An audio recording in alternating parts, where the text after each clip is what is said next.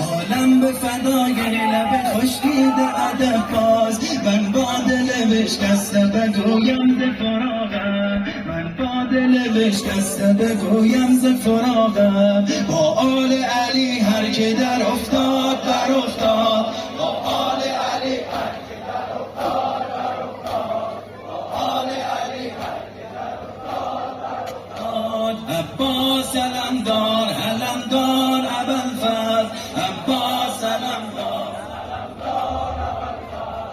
ابوالفضل